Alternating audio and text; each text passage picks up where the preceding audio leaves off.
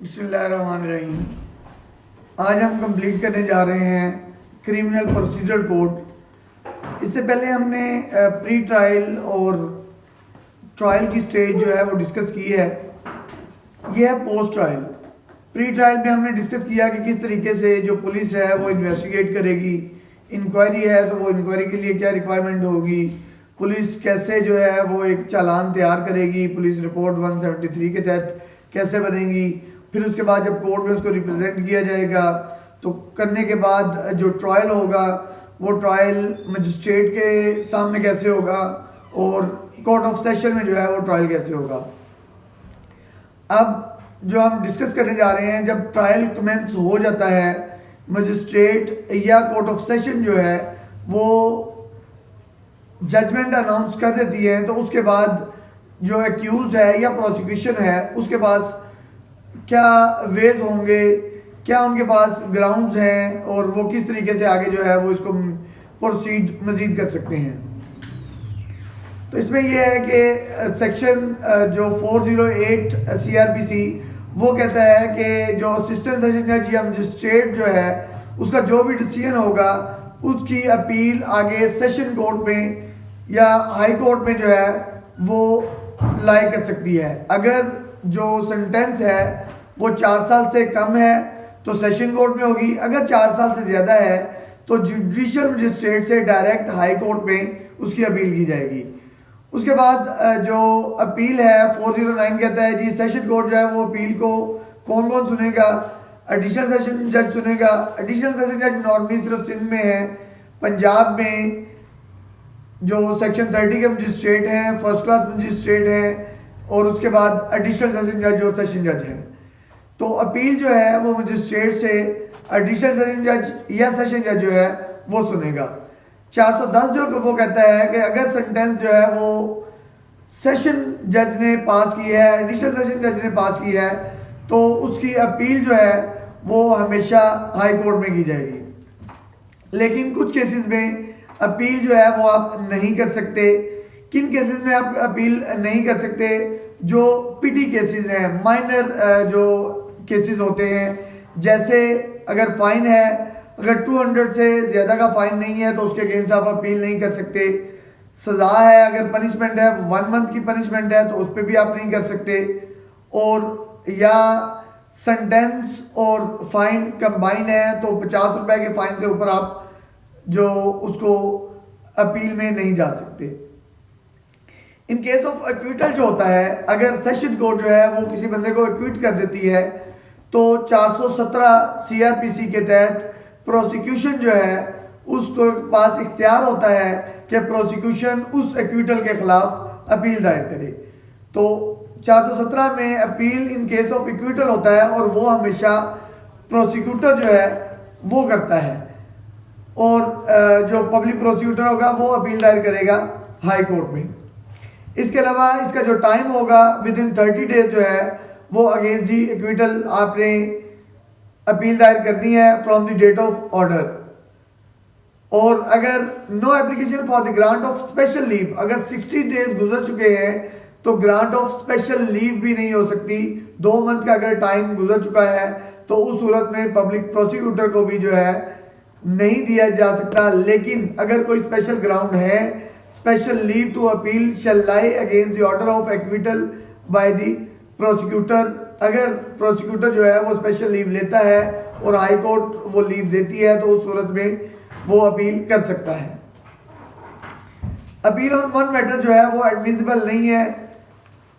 Appeal जो है वो एडमिसिबल होती है किन मैटर्स पे होगी अपील? 418 कहता है जी मिस्टेक ऑफ फैक्ट, फैक्ट्स पे भी होगी और लॉ पे भी होगी। आपने मैटर ऑफ फैक्ट पे भी अपील कर सकते हैं, मैटर ऑफ लॉ पे सिर्फ और सिर्फ जो सेकंड अपील होती है वो मैटर ऑफ लॉ पे होती है। लेकिन क्रिमिनल में आप मैटर ऑफ फैक्ट और मैटर ऑफ लॉ दोनों पर अपील कर सकते हैं।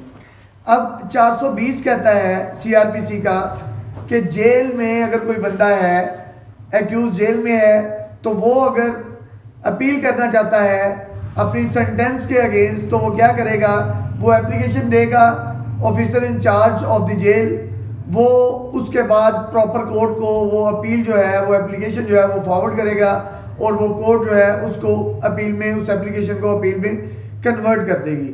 423 कहता है जो एपीलेट कोर्ट की पावर्स हैं वो डिस्कस करता है कि एपीलेट कोर्ट जो है वो चाहे तो उसको अपील को डिसमिस कर दे, चाहे तो वो केस रिमांड कर दे, चाहे तो उस अपील को एक्सेप्ट करते हुए एक्विट कर दे, और अगर एक्विटल की अपील है, पब्लिक प्रोसिक्यूटर ने की है, तो वो उसको एडमिट करते हुए दोबारा उसको कॉल कर सकती है।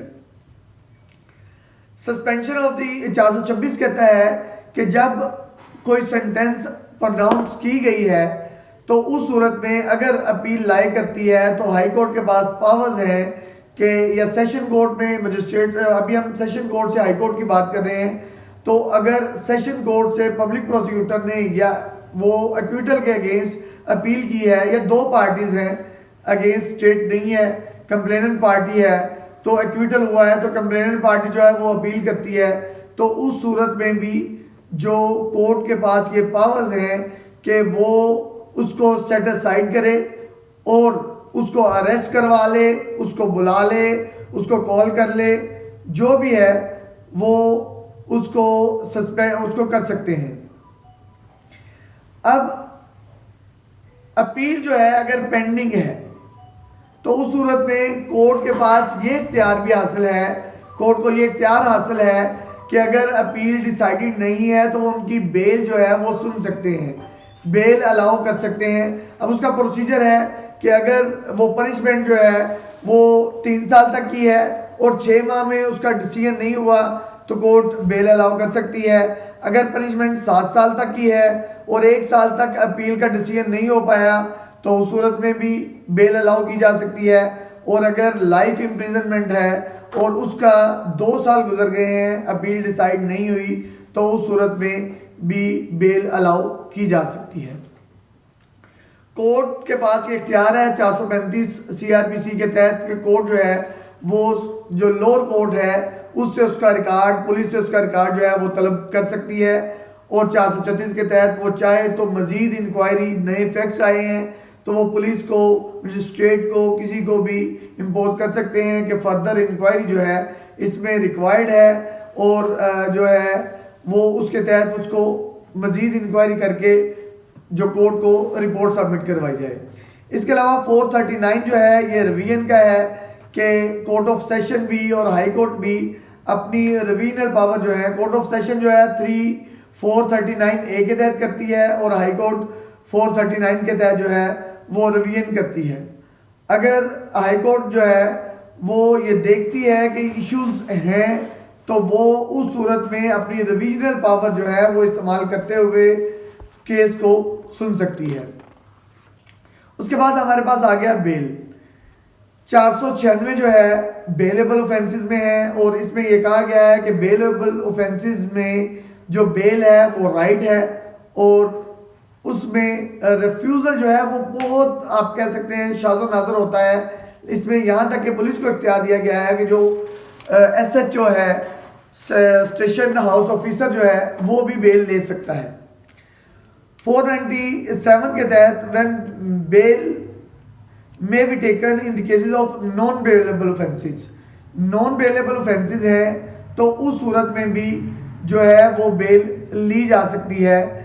उस सूरत में भी नॉर्मली 497 में पोस्ट अरेस्ट बेल जो है वो डील होती है, तो पोस्ट अरेस्ट बेल जो है वो नॉन बेलेबल ऑफेंसेस में भी ली जा सकती है। उस सूरत में जो ग्राउंड्स हैं उसकी, जो non convict non recall order होगा, अगर जो एक्यूज है, पिटिशनर है, वो नॉन कन्विक्ट है, नॉन रिकॉल ऑर्डर है, इनोसेंट है, फर्दर इंक्वायरी का केस है, प्रोहिबिटरी क्लास में फॉल नहीं करता।